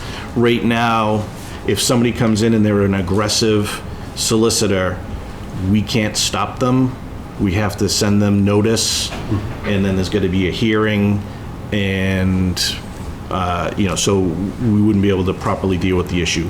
So what I'm proposing is that it gives the chief of police the ability to revoke the permit, and then if they want to have a hearing, they can have a hearing before the board to reinstate that license. And then the last was, as we just talked about, adding youth activities and sports associations onto the exception lists. And then the other thing I just wanted to bring up for the board and for the public is currently right now, the time limits for operation is 8 a.m. to 6 p.m., no Sundays or holidays. Does the board have any interest in changing that time frame? And that's all over the board from other communities. It just seems like it's a community preference. Some start at noontime, that you can't come home before noon. So that's out there. I don't know if we want to revisit that or not. Okay. I don't have an opinion on that myself. I don't know if other members of the board feel differently. I don't have an opinion right at the moment. 8 to 6 is reasonable. Okay. It seems like we're happy with 8 to 6. Yeah. Very good. And that's all. Sorry, I think I took up the most tonight of everybody, but Okay. any questions on transient merchants that I can try and answer? I don't have any. Any Thank you. questions from the public? No. All right. Thank you very much, Chief. Thank you. Appreciate it. Thanks, Chief. All right. Moving on to the town manager's report. Turn it over to you, Mr. Pompriant. Mr. Chairman, members of the board, good evening. Under the administrative update, you have in the packet the warrants that have been reviewed and approved since the board last regularly met on August 15th. You did have a special meeting on September 6th, but this was since the 15th. In terms of the administrative update, just very briefly, since the board last had its regular meeting, in no particular order, but the Town's Insurance Advisory Committee, the IAC, has been actively meeting and conducting its due diligence regarding health insurance plans for the upcoming year based on what happened last cycle with the Minuteman Neshoba Health Group. They have until December 1st to make a recommendation to the Select Board, so we'll keep you updated as that process moves forward, and we will begin to populate the IAC webpage on the town's website that has that information. Also, the draft financial policies that the BI Board has been working on for review and update every 2 years have been sent to all of the departments for their review and input. They have until until this Friday. Then we'll be sending them to the Select Board and the FinCom for review, which will include a brief presentation and then ultimately approval by both bodies, the Select Board and the FinCom. We'll get to the budget calendar in just a moment, as well as the fall town meeting preparations. As mentioned, just to reemphasize what Ms. Tierney mentioned earlier, that the town did maintain its AA+ bond rating. Then a special thanks to all departments that were involved in that rating call. The deadline for letters of intent for the Senior Center Site Selection and Building Committee is Friday, September 29th. There's been considerable interest as those are coming in. After the deadline, they'll be transmitted to the Select Board for your review and to interview the candidates. The town's email security update system has been completed by IT. As the board will recall, we had to increase our both for insurance requirements and security requirements, the email security. And we will be resuming the mandatory monthly cybersecurity training program for all employees. The town's fall quarterly newsletter is out. A special thanks to the town clerk's office, and particularly on this issue, the assistant town clerk, Christina Zoller. That's always been well received, and we're open to ideas and suggestions as we move forward with that. And with that, unless there's any administrative questions, I'll get right into the action items, if there's any questions from the board. Okay, the first item, as mentioned earlier under the amendment, is a appointment. I'm respectfully recommending that the board appoint Mr. Andy Lovin of Ayer to an unexpired 3-year term on the Rate Review Committee to expire on June 30th, 2025. Any questions, comments? I have no questions. I highly recommend this. Definitely needs a person on the committee. Fair enough. So, what was the name again? I'll do it. Thank you. I make a motion that the board approve the appointment of Mr. Andy Lovin to the Rate Review Committee for an unexpired 3-year term to end on June 30th, 2025. Seconded. All those in favor? Aye. Aye. And chair says aye. Thank you. And Mr. Chair, members of the board, there is still a vacancy for a resident on the Rate Review Committee under the appointments. The next item is just a brief update on the state's migrant shelter. You have in the packet the public notification that was issued on September 12th regarding this. Just a brief update, again, as this remains largely a fluid process subject to change and so forth. Wish we had more specifics than we do, but in a nutshell, we were informed on Friday, September 8th, that the state, in working with nonprofit MOC, Making Opportunities Count out of Fitchburg, would be setting up a migrant shelter under the Right to Shelter law in Massachusetts and the governor's state of emergency from August 8th that would house up to 30 migrant families, equaling approximately 150 people. That process is underway, as I just want to stress that this is a state shelter under the state and state law, under the emergency declaration. We have spent since that an enormous amount of time trying to interface with the state and MOC to make this as safe and smooth and successful as possible. The town's inspectional staff, building, fire, board of health have done their inspections. There were some issues that the MOC and the state are addressing to ensure everybody's safety. Our town social worker, Brittany Beaudry, couldn't have come at a better time. She's been straight out on this issue, interfacing with the shelter, as well as people that could potentially be displaced that were there. A special thanks to Carly Antonellis, who's been sort of our point person with the state on all of this, Alicia Hersey from Housing, Dr. Renda and his team, as it involves youth, specifically students. We understand that families began to be placed yesterday and will continue in the days ahead. We've also received inquiries from a lot of residents and organizations in town as to how can we help. And as of tonight, planning for those efforts are underway. Brittany, the town social worker, along with some other organizations, we hope to have some specific information for folks that want to help in some capacity. The key is for it to get set up and for us to find out what they need and what they don't need. We will continue to keep the board and the public updated using this notice, like I think we did with COVID. As there's significant information, we will update the notification as we move forward. So not a lot of new information since the public notification, but this was the first time that the select board was meeting since we found this out. We understand that as of today, approximately 81 communities in the Commonwealth, I think we're about the 81st, are hosting, or our migrant shelters are in some form are set up in those areas. So we'll continue to keep you updated unless there's any initial questions. Okay, thank you. No questions for me. I have no questions.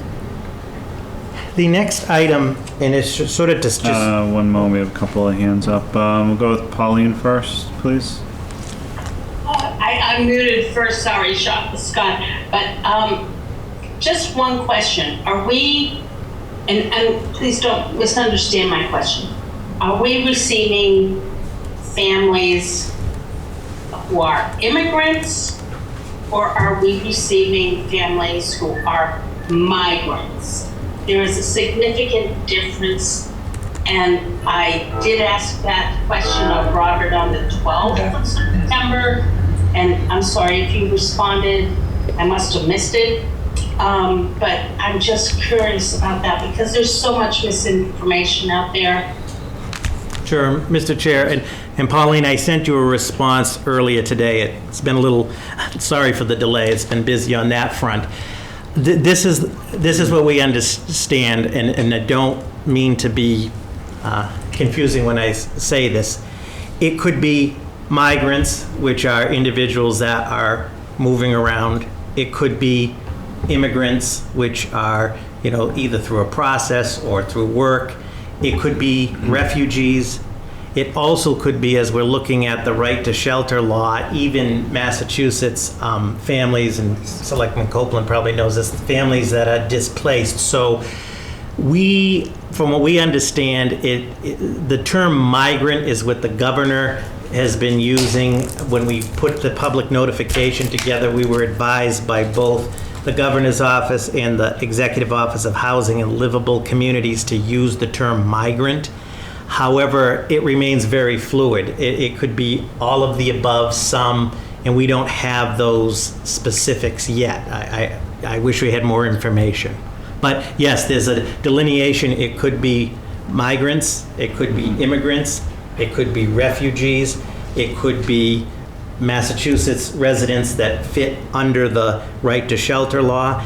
And as far as geography, it could be, worldwide, everywhere from, Mexico, the Central American countries, South America, Haiti, the Ukraine, and so forth. So again, not a lot of specifics, but a large umbrella as we move forward. All right, thank you, Robert. Thank you for that, Robert. I really appreciate the explanation in detail. My concern is, and I'm sure all of you are following comments that are made, and this is not my personal belief, believe me, I'm concerned for all involved because there's so much misunderstanding. And I wonder if, Robert, based on what you just said, I wonder if you could please just make that kind of statement on the town webpage, because people are just, people don't want to understand. Right. So through the chair, we will look to clarify that as you have suggested. And we are well aware of the comments across the spectrum on this issue. And also want to stress, as a lot of people have contacted, regardless of what your position is on this, we're really trying to stress that it's on the federal and state level. Regardless, I mean, the town of Ayer, we happen to be for lack of a better term, when I say the host community, the motel is a private entity that has contracted with the state, which is contracted with a nonprofit to administer it.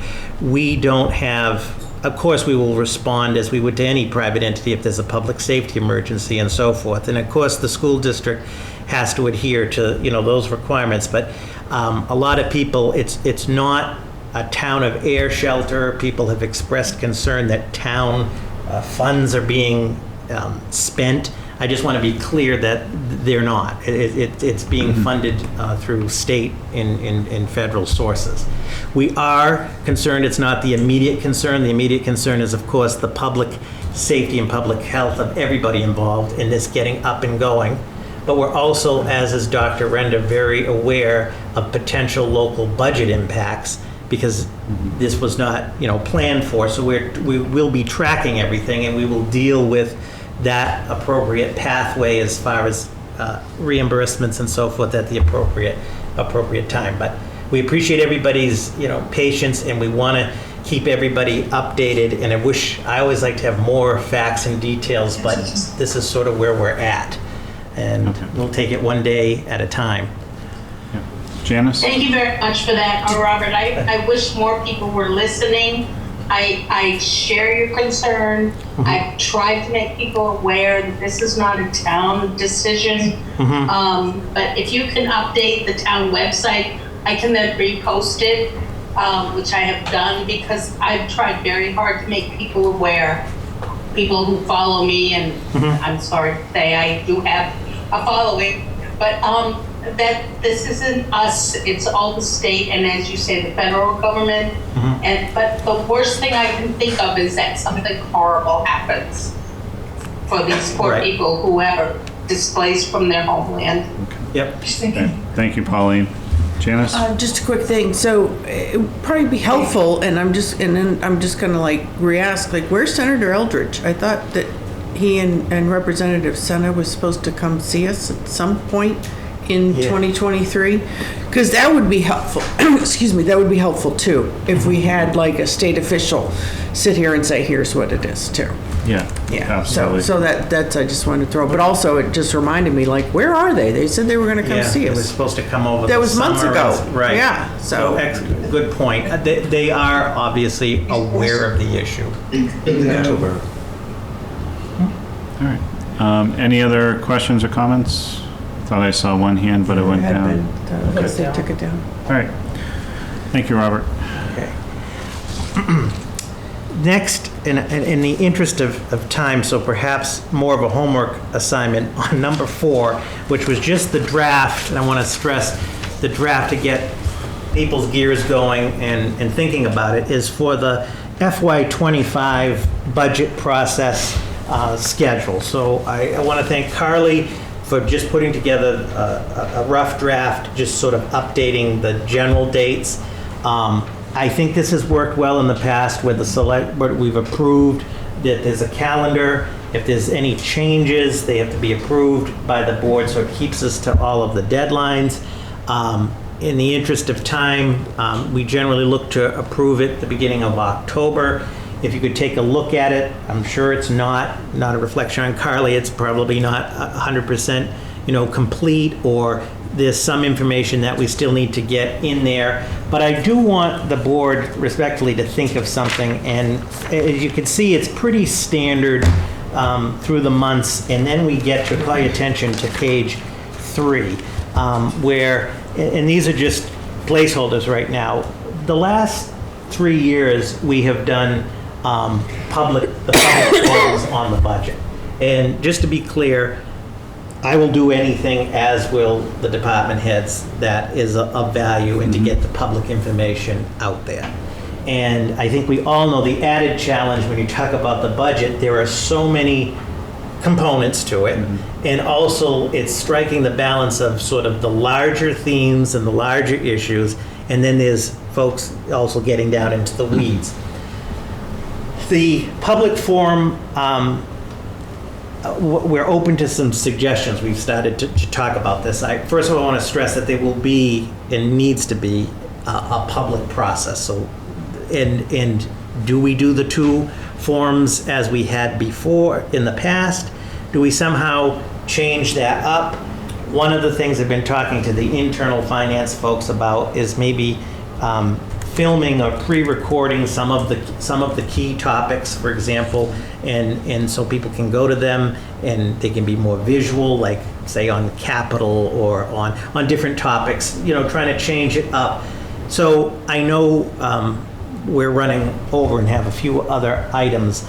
If we could do maybe two things, is if you could look at the whole, calendar, open to any suggestions and changes, and then specifically on page 3 where we've done those forums, but open to any suggestions or ideas, whether it's some different, public mechanism, a different format. We're all ears, and when we go to the next meeting of the FinCom, I'm going to ask them as well for their input. What is the most effective way? How do we get that information out there more? So that's sort of my homework assignment. Right. Janice? So quick question for clarification. I mean, are we under the impression, feeling, concern, somebody say something that the way we've been doing it has not been effective? Because that'll help with the homework assignment. Yeah, so I think, good question. If you look at the back and we can get the attendance, we've had the forums have had very low attendance from the public. The board and the FinCom, right? Which is historical. And I'm not saying that there isn't value because it's recorded and so forth. I'm just, in the level of the amount of questions, from the public and so forth is on the low side. And so the question is, sometimes is the microphone on? I'm talking about myself, or are people understanding it? Is it not? And I don't mean that in a bad way. Is it not pertinent? I'm just, we want to make sure that the message is getting out there. So again, I'm not trying to keep us going. I'm trying to clarify. So you have the finance committee that meets and is televised, correct? Generally, yeah. Okay. Yeah, it wasn't the last meeting. You have capital, which is televised. I don't know if it's live or if it's videotaped. It's usually recorded. So, I mean, is it that I do believe the information is getting out there, because when we go to town meeting, all those people that are attending town meeting aren't the ones that are attending the public hearing, the budget forums. So I'm just, again, trying to figure out, how to best do this homework assignment. When you have all that, okay, then maybe there should be just discussion. The one public hearing with reminder of go see this video, because if that'll give the deep dive that an individual might want, because by watching the Capitol meeting, they're going to get a deeper dive than they are with the highlights in the public forum. So I think that maybe just trying to remind everyone that there are a lot of moving parts before you get to that public forum. So maybe it is that they just don't feel like attending the public forum because they've already paid attention. Not saying we don't do the public forum, because I think we do. Yeah. So to kind of, I guess, tandem on to what you're saying. So when we first started doing the public forums, it really was kind of take all of those bits and pieces and put it in one easy receptacle for the taxpayer. And to Robert's point, yes, the attendance has been down, and we've talked about this on Buy Board for the last couple of years. I do think, just off the top of my head, from what you said, I think doing something that's pre-recorded might actually be more beneficial, because you can be a little more detailed with slide interactions. It gives you the ability to kind of replay certain, like if you miss saying something, you can always redo it, and get it edited together. And then, kind of start with that, which goes on the town website, do a Q&A session, whether it's as a part of the select board meeting or just a separate meeting altogether, maybe with the buy board. which includes finance committee also. And then to Janice's point, having those links back to the individual meetings, because I know from a capital perspective, we'll talk about every project in like the first 2 meetings, but then we'll meet another 6 times and we're only talking about a handful of meetings. So to kind of expect someone to walk through an entire process, particularly like the playground last year, I think we ended up talking about that 7 or 8 times. This way everything can be concisely put together in something that's a little more edited. It might be easier for the public to digest. Yes. And on that, you could also have a one-sheeter to go with this public forum to say Capital talked about the playground on this date and this date. You see meeting minutes for more info, they'll get their highlights, and then if they need to, they go to the video. Just like a one-sheeter, just kind of to remind everybody these are the dates. And as we're populating that one section of the websites, for town meeting, there's that one-sheeter going, here you go. I don't know if that's more cumbersome. It sounds good, but now I'm thinking it's also feels a little cumbersome, but I don't know. Worth trying. Yeah. All right. Okay.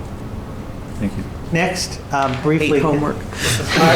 Part of it was touched upon by the chief, but a brief update on the fall special town meeting warrant. The warrant officially closed. Sorry, I apologize. Pauline, is your hand still up? No, I'm sorry. I was slow on the tapping. Right. On your comment about how to interact with the public, I do appreciate this frustration. I post as much as I can, and I'm sure you all know that, just to make sure people are aware. And I constantly get responses saying, well, when is the meeting? Well, check the link. But I like the idea of at least posting a spreadsheet, I don't know what to call it, at least giving the public an opportunity to look at something online as opposed to attending a meeting. The one thing I am always hearing, and you all aren't because I'm getting it in my own personal face page, why do boards meet when people are working? Well, yeah, I get that.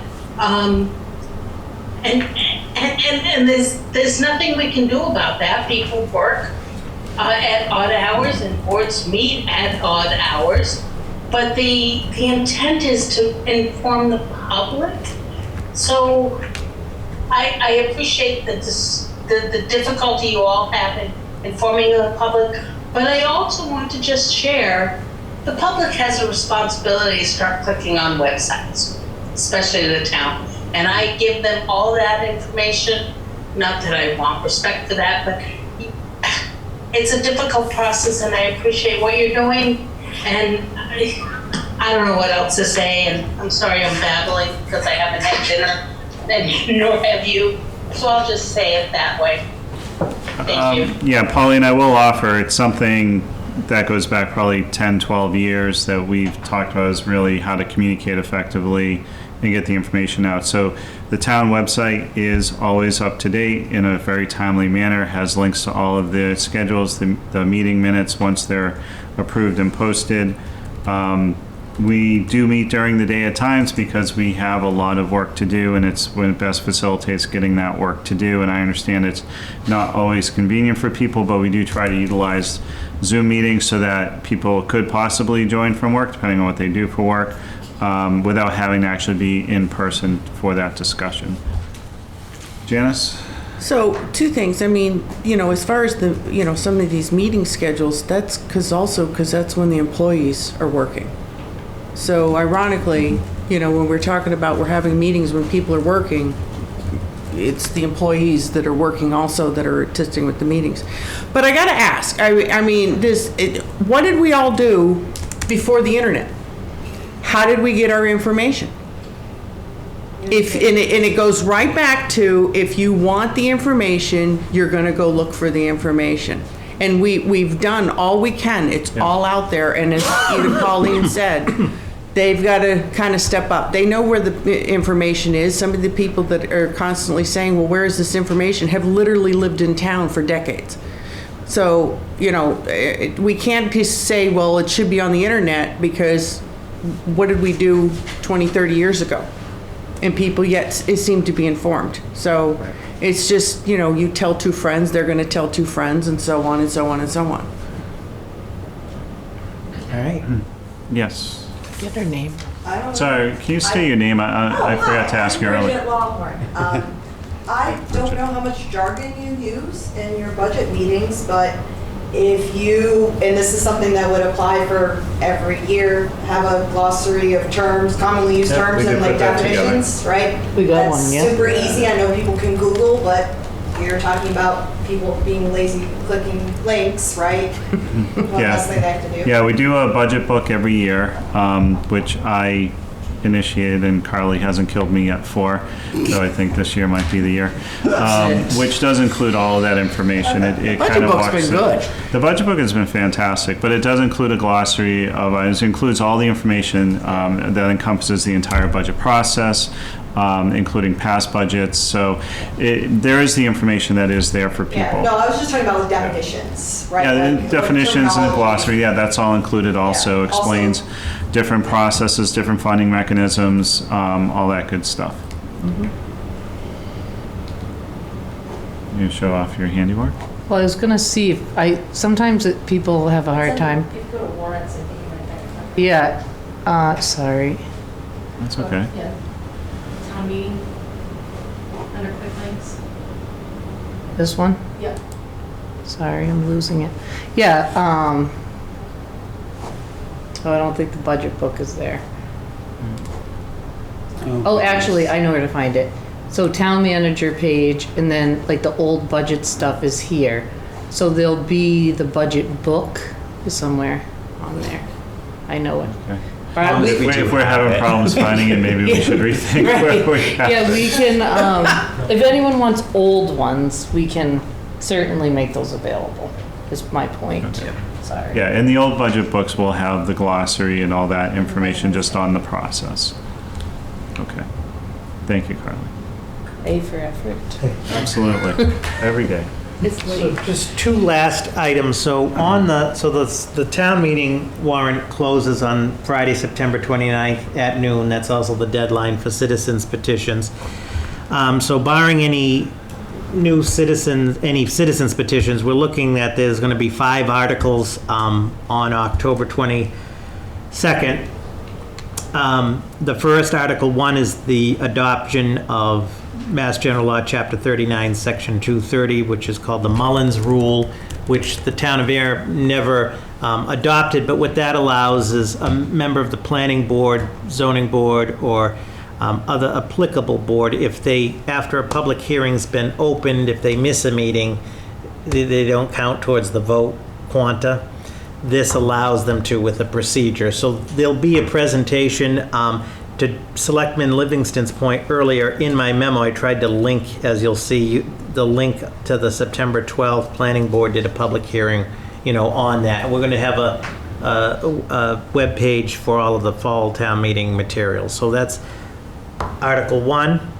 Article 2 is from the Community Preservation Committee, seeking to town meeting's approval to for $200,000 from the housing category to go to the Air Affordable Housing Trust, of which $72,000 to their rental assistance program, $3,000 for the administration and independent audit of the trust, and $125,000 towards future acquisition for permanent affordable housing, totaling the $200,000. And of course, there was a public hearing on that on September 6th, and there's generally a presentation at town meeting on that.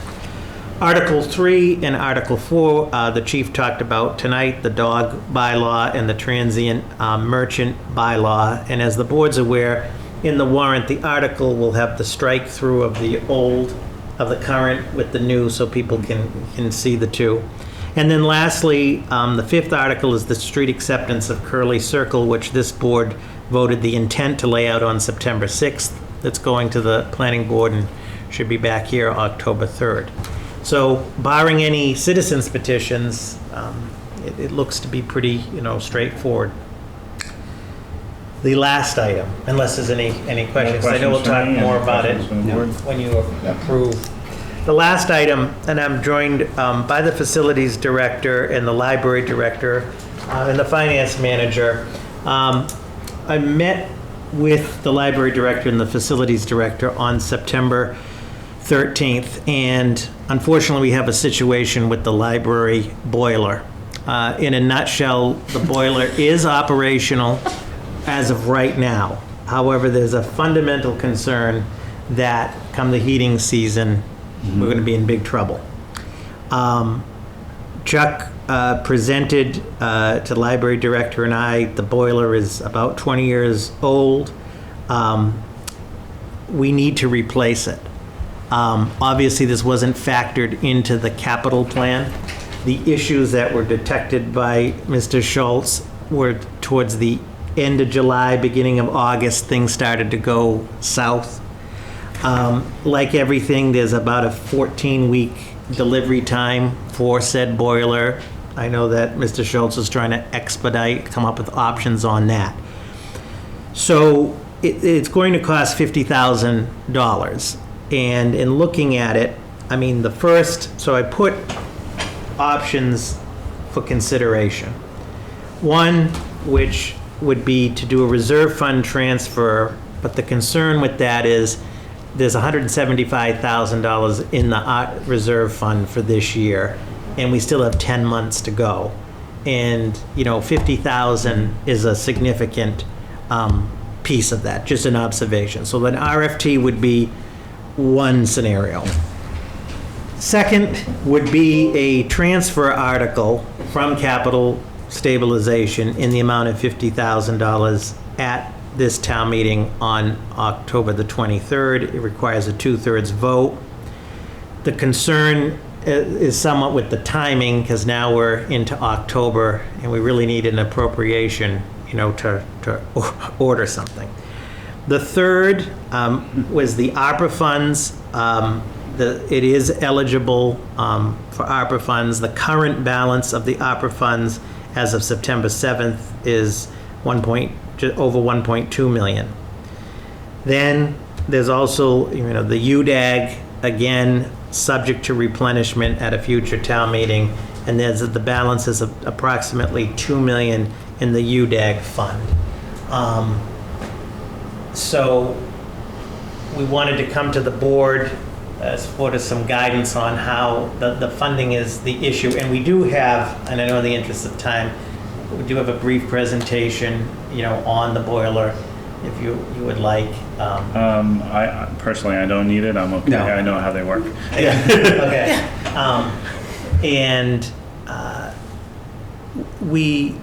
It's just one of those, like Chuck and I often say, is roofs, furnaces, these things that when they go, they never go at the right time. They're not cheap, but you need them. So if I can ask a couple of questions first. So a general question. So this is 20 years old. What's the general life of a furnace? We usually see about 30 years because they're inside and they'll get beat up by the weather. So this one happens to be going sooner? Normally in 1/8 of the portion of the chambers is it actually leaking. It's not like it's like a big hole through it. It's a gasket. The problem is if we pulled it apart, the cast iron could be really frail inside, and we could do that at a $10,000 cost, but then if we couldn't put the seals back together, now the boiler's shot, and we could limp through it for a couple weeks till we get a new one.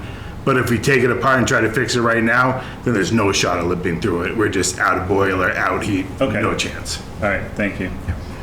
Janice? Well, didn't we talk about the boiler last year?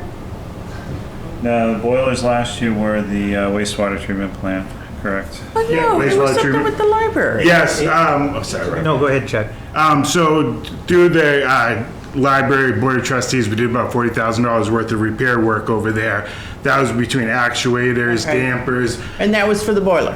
No, that was- that was for what like distributes the air throughout the building. The boiler is what makes the hot water. Oh, the hot. boiler was fine, but it wasn't Yeah. getting anywhere. And as of May, when we shut it down for the year, it was totally fine. Okay. We All right. started some capital work, and yeah, we found a bad Days you leak. just feel like you're talking It's about the always- same thing Yeah. over and over again, so, Once we were able to distribute it, we realized it's not gonna work. we distributed the heat once and the boiler said, nope, we're done. Okay, so I think we should use ARPA. Same. We I got agree. 90,000 back Yeah. from, Yeah, and I think this fits it and, you know, and and we can do You it could order- ourselves and. you can order it tomorrow. Yep. Yeah. Okay, perfect. I have no problem with that. Do we need a vote? We Or do need an official vote. Okay, yes, please. so I'll make a motion that the select board use the ARPA funds for the cost of the replacement of the library boiler.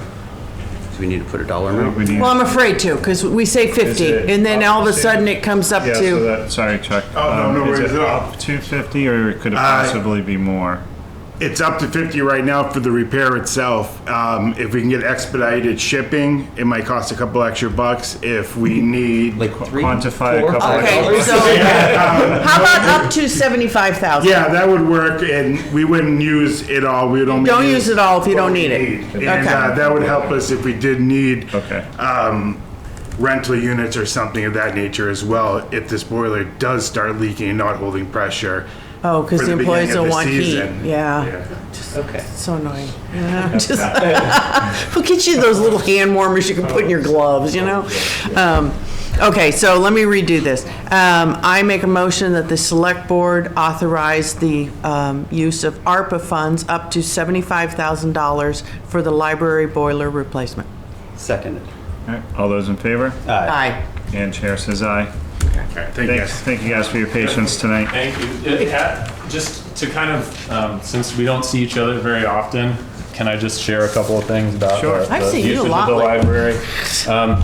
And how important this funding is. Every year, all the libraries in the state send reports to the Massachusetts Board of Library Commissioners on finances and library usage. And we just completed our, what's called the ARIS report, or the library usage. This is a summary of a bunch of key metrics, and just to highlight, and I'm planning on sharing some of this with the public some more soon, but attendance, visits to the library is up 45%, meeting room use, study room use is up 500%. Live programs are up 261%. Live program attendance up 224%. So this is just between this year and last year, and just, which is to say, none of that happens without a functioning building. Collections are one thing, but what we're really excited about is the usage within the building, and so keeping this heat on is, keeps us in business. So thank you very much. Yeah. Thank you. Thank you. And lastly, Mr. Chair, if the expedited delivery involves a road trip by Chuck and Luke to like Indiana or Terre Haute, Indiana or something to get the boiler. I'll bring the snacks. You'll bring If you the happen to snacks. be going by the world's largest ball of twine, call me, because I want to go, okay? We'll give you rights to the buddy comedy. So, Mr. Chair, unless there's any questions from the board, I thank you for the time and your support. All right. Excellent. Thank you, Robert. Appreciate it. Next item on the agenda is new business select board member questions. There's nothing on the agenda itself, but if there are any questions or comments from board members? No? Okay, excellent. And then finally, just a wee bit Mr. past Chair. the time on the agenda. I'll make a motion that the board adjourn at 8:08 PM. Seconded. All those in favor? Aye. Aye. And the chair says aye. We're adjourned. Thank you very much, everyone, for your time tonight.